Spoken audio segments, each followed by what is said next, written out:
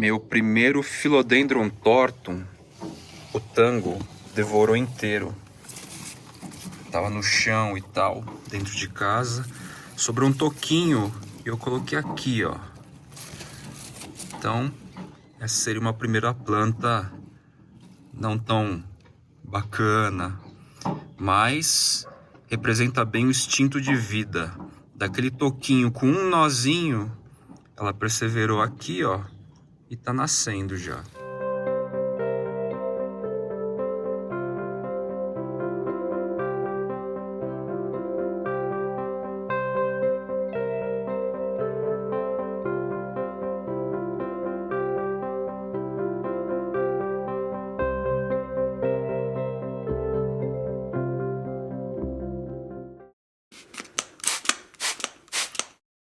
Plantoides queridos, tudo bem com vocês? Fica muito essa questão de que influencers de uma área específica, no caso eu, das plantas de Urban Jungle, das folhagens, das arace, begônia, disquidia, roia, oia, que a gente só tem plantas magníficas, perfeitas, vistosas.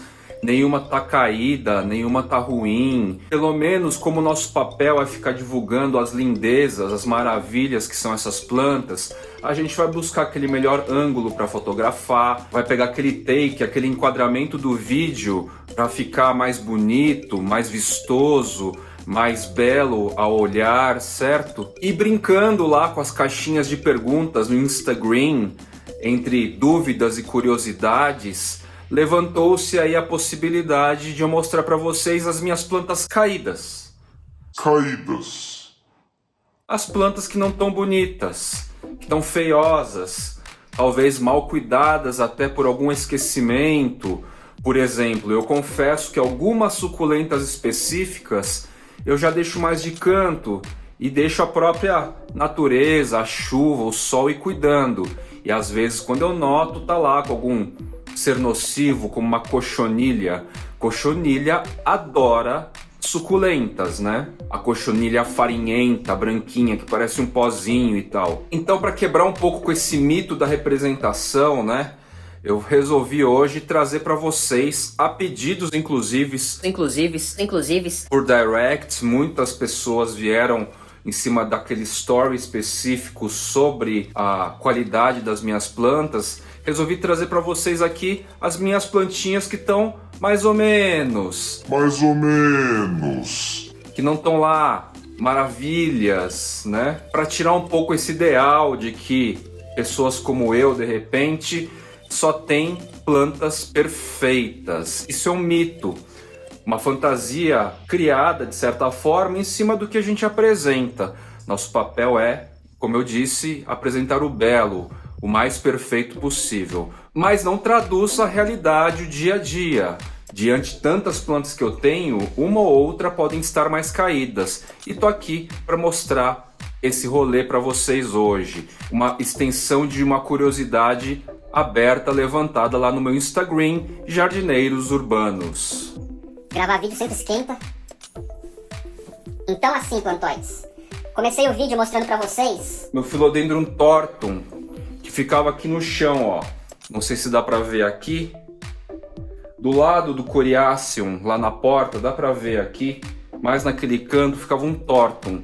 E nos períodos de outono e inverno, o tango dorme dentro de casa, em cima do sofá, por causa do frio óbvio que é demais pra ele também. E aí o que acontece? Chega à noite, de madrugada ou de manhã, pra chamar atenção. O tango só morde as plantas para chamar atenção, não porque necessariamente ele esteja sempre com dor de barriga, dor de estômago. E ele detonou um Philodendron tortum, que foi a abertura deste vídeo de hoje. Sobrou um toquinho, pequenininho, e aquela coisa, acreditando, ciente desse instinto de vida, eu taquei lá no painel paredão, deixei lá. E vocês viram como a planta se desenvolveu, certo? Não dá para dizer que ele está uma maravilha, mas daquela plantinha, salvo as devidas proporções do desenvolvimento de um tortum que é lento, certo? Ela tende a prosperar. Trouxe aqui para vocês também, ó, uma roia rotundifolia. Ela tava lá na janela do meu banheiro, tomando solzinho, meia sombra, durante o verão inteiro. Linda, crescendo super. Com a mudança de temperatura, com a chegada do outono, frio, o raio solar do outono é bem forte, tá, gente? Ela queimou, ela deu essa secada blaster. Tem crescido, só que ela tá toda seca. É o tal do estresse hídrico que ela sofreu. Ela estressou no sol, tá toda secando. Eu já perdi uma outra, mais ou menos pelas mesmas causas, certo? Essa aqui tá perseverando um pouco mais, mas ela tá feiozona assim, né? Tenho aguado regularmente, mas quando sofre esse estresse, às vezes as oia demoram bastante para se recuperar, ok? Outra plantinha que estava muito bonita. Lá no começo dos Jardineiros Urbanos eu postava bastante dela porque eu achava ela muito interessante. É uma crassula, Crassula yunanensis. Ela pegou algum tipo de fungo, ó, e ressecou diversas hastezinhas aqui, diversos caules, secou, certo? Passei Biogreen, passei oxigenado e tal, estancou. Ou seja, freou o processo. Restaram partes sobreviventes aqui, que supõe-se que vão dar continuidade para a história. Só que assim, não dá para dizer mais que estava bonita como antigamente. Ela realmente definhou. Tô aproveitando e dando uma limpada aqui agora. Ó, esses pequenos brotos aqui da Crassula yunanensis são a esperança da continuação. Às vezes, quando uma suculenta dá fungo, adquire fungo, é bem difícil, é bem chato, viu?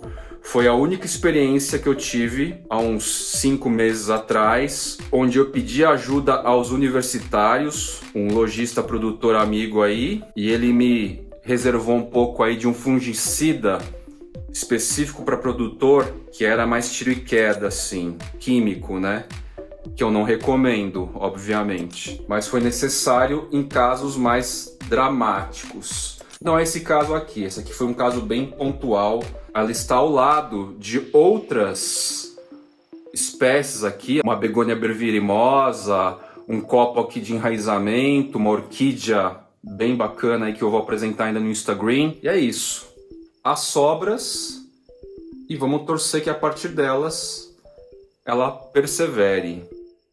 Recebi recentemente, olha, essa Costus erythrophilus, mas acontece que em alguns períodos específicos, onde junta trabalho da agência, junta as funções de Jardineiros Urbanos e Fly, junta alguns rolês que eu tenho que fazer, né, reuniões, não dá tempo de eu condicionar todas as plantas que chegam de recebidos rapidamente.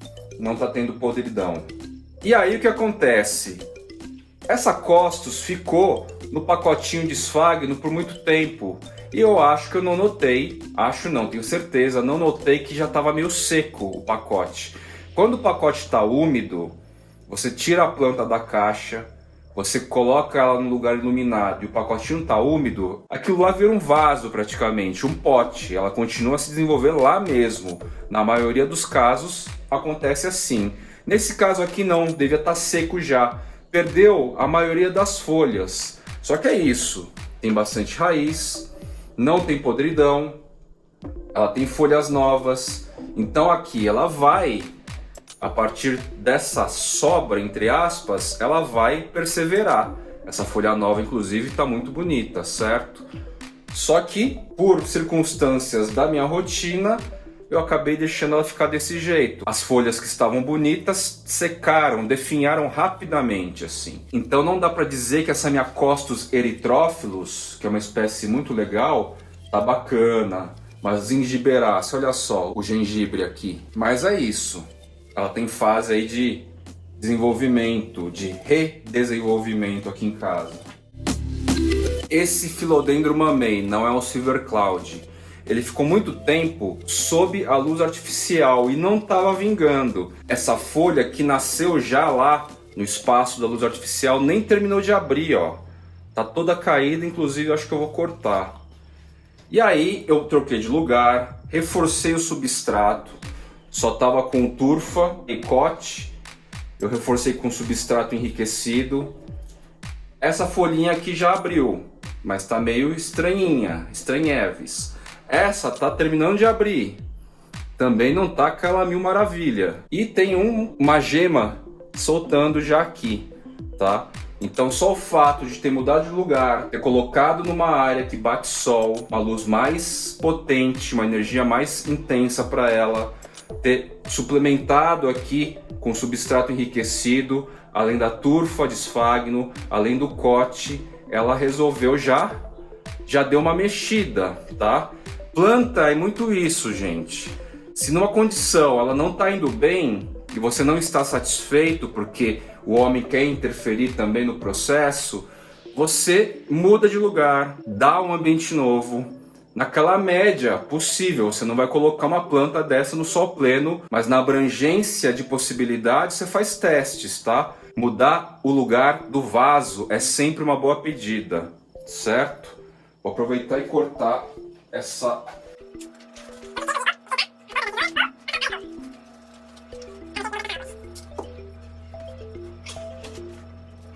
Quando eu corto, quando eu não corto, fica à vontade, gente.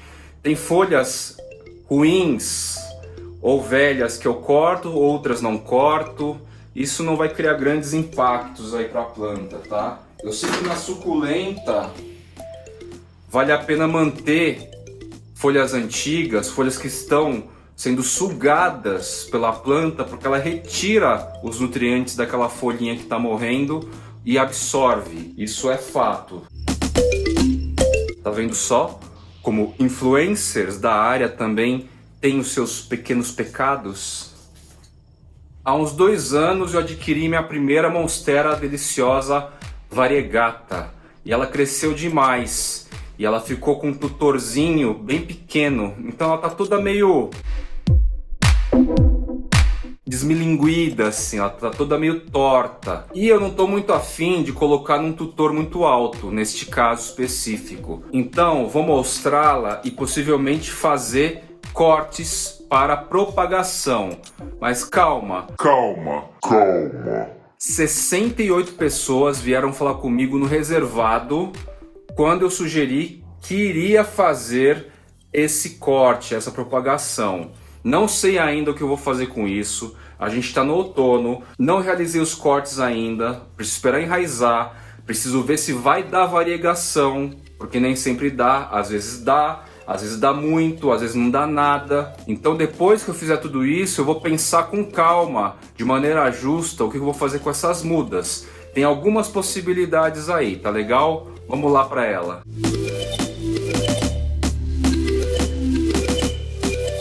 Cresceu tanto, ó, gente.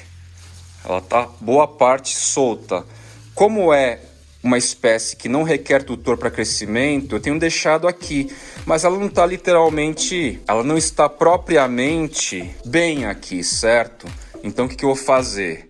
Devo fazer um corte principal mais ou menos aqui. O resto da estrutura vai buscar um caminho para se propagar, certo? E vou cortar cada entrinó para fazer propagações. Vou cortar nos entrinós, melhor dizendo, para fazer as propagações.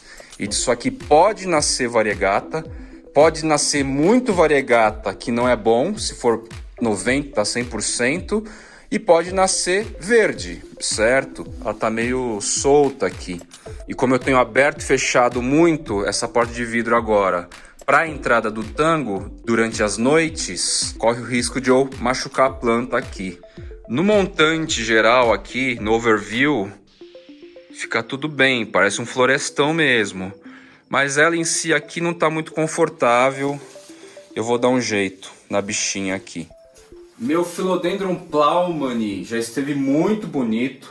Mostrei ele em diversos casos, ainda mostro, porque algumas folhas se salvaram. Mas o que aconteceu? A gente está tendo o quê? Essas queimaduras, esse amarelamento. As folhas novas rasgaram enquanto estrutura de gema, saindo da gema. E eu preciso ver exatamente o que eu vou fazer com ela. Talvez mudar de lugar e tal. também, certo? As manchas em si não estão evoluindo, estagnam assim nas pontas. Como um Plaumani é terrestre também, olha só, mesmo esquema do meu Glorioso, né? Tá vazando do vaso, gosto dessa estrutura, tem uma gema nova aqui soltando.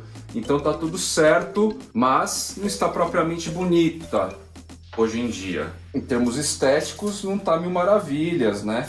Se porventura eu tirar uma foto no meu Instagram, para o meu Instagram, eu vou, obviamente, buscar um ângulo que favoreça, certo? Esse é o papel, ok?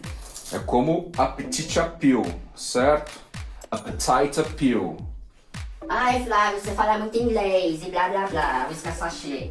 A minha Alocasia cuprea, que fica lá sob a luz artificial, ela tava com 3 ou 4 folhas semelhantes a essa, ó. Tava bem bonitona. Só que com a mudança de temperatura, vou fazer até um vídeo especial sobre Alocasia, tá? Com a mudança de temperatura, ela sentiu, eu já sabia. Então caíram algumas folhas. Ela não está em estufa, não está supercondicionada, ela está na sala, certo? Então ela acabou sentindo. Eu cortei a última folha que estava ruim, tá aqui uma sobra de um pecíolo. Está dando essa brotação nova aqui, essa gema, só que tá uma cara já. Fica mais lento, gente. Se a temperatura baixa, vai ficar mais lento, tá? Não paranoiem com isso. Não tem o padrão de verão e primavera em termos de velocidade igual. Elas vão ficar mais lentas, tá? Não está propriamente feia, mas está monofolha. Por enquanto. Até as próximas estações. Mas a minha cúpula tá maravilhosa. Tá com 2.000 folhas. Parabéns para vocês, né? Depende muito do habitat e tudo mais. Enfim, faz parte. Não quer dizer que todas as cúpreas do Brasil vão ficar como a minha, certo? Esse carinha aqui, ó, o Philodendron Atom, que é um híbrido. Quando eu fui notar, ele tava lá meio de canto e tal. As folhas estavam todas fungadas e tal. Todas. Tirei tudo, deixei o toco. Semanas depois, olha quantos brotinhos. Não está propriamente feio, estava feio, mas eu tive essa perda e agora a própria planta veio mostrar que veio. É o instinto de sobrevivência na veia, olha só, quantos brotinhos. Parece inclusive uma sementeirinha aqui, certo? Mas não. É a própria estrutura original, caudex preservado, raízes preservadas, pronto. Ela vai buscando caminhos na região lá do nó para poder prosperar. Philodendron Atom. O projeto dele. Eu acho que vocês lembram que eu tinha uma Alocasia Sarian bem bacana lá na escada, certo? A planta principal se foi, sucumbiu, teve um ataque severo de ácaro. Eu demorei para perceber, certo? Às vezes acontece. Mesmo sendo passagem, eu não dei conta. E o ácaro foi muito forte, então o bulbo original, a planta original se foi. Só que para minha sorte, ela liberou, as raízes desenvolveram diversos bulbilhos, bulbinhos, rizominhas e tal. E aí, olha só, quanto filhote deu, quanta Sarian eu tenho aqui. Deixa eu contar. 1, 2, 3, 4, 5, 6, 7, 8, 9, 10, 11, 12, 13, 14. 14 contando rapidamente. Então o que eu vou fazer agora? Como a Alocasia é frágil, é mais sensível, vai merecer um vídeo especial porque muita gente está sofrendo com as Alocasia nesse período do ano. Deixar elas crescerem, deixar toda a temporada aqui de outono, inverno, ver como que vai reagir no inverno realmente, certo? E depois que tiver mais desenvolvida, aí eu separo com mais calma essas plantas aqui, né, os filhotes todos, e aí a gente vê o que a gente vai fazer também. Então tá aqui, Alocasia Sarian, a mãe morreu, mas os filhotes vieram felizes. No vídeo anterior eu falei da Monstera áurea, certo? Essa aqui é a folha original do toco, né, de propagação. nasceu esse broto aqui, ó, essa gema que se estruturou aqui, inteiramente variegata. A primeiríssima folha já era. A segunda folha tá assim. A terceira tá desse jeito e a quarta tá vindo aqui totalmente variegata também. Possivelmente vai ter o mesmo fim que essas demais, da variegação completa na áurea. Por algum motivo ela não persevera, tá? Um parceiro lojista também recebeu uma planta dessa, nasceu uma folhona já mais adulta, toda áurea, e ela se foi, ela secou também.